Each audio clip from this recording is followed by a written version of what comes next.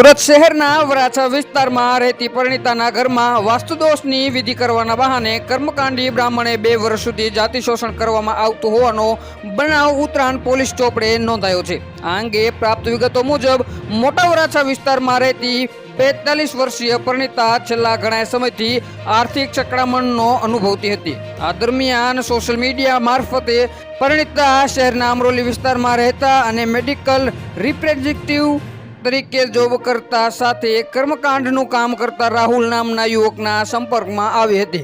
પરિણીતાએ રાહુલને પોતાની સમસ્યા જણાવતા તે તેના ઘરે આવ્યો હતો, જ્યાં તેણે ઘરમાં વાસ્તુદોષ હોવાની તેને વિધિ કરવાની વાત કરી હતી, જેના માટે રાહુલ પોતાની સાથે મગ અને અડદના દાણા લઈને આવ્યો હતો। જે બાદ પરિણીતાને બેડરૂમના દરવાજા વચ્ચે ઊભી રાખી કપાળે જીભથી ચાંદલો કરવાના બહાને કિસ કરવાની કોશિશ કરી હતી।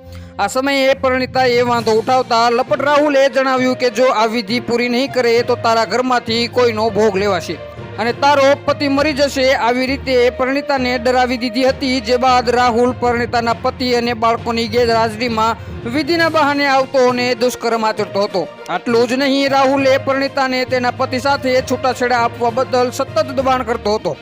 જો તેમ નહીં કરે તો ફોટા વાયરલ કરી દેવાની ધમકી પણ આપતો હતો। હાલ માટે આટલું જ। મળીશું નવી અપડેટ સાથે। જો તમને મારા વિડીયો પસંદ આવતા હોય તો વિડીયોને લાઈક કરી દો, ચેનલને સબસ્ક્રાઇબ કરી બાજુમાં આપેલ બેલ આઇકનને પણ દબાવી દો, જેથી જ આવા સમાચારની અપડેટ આપને મળતી રહે।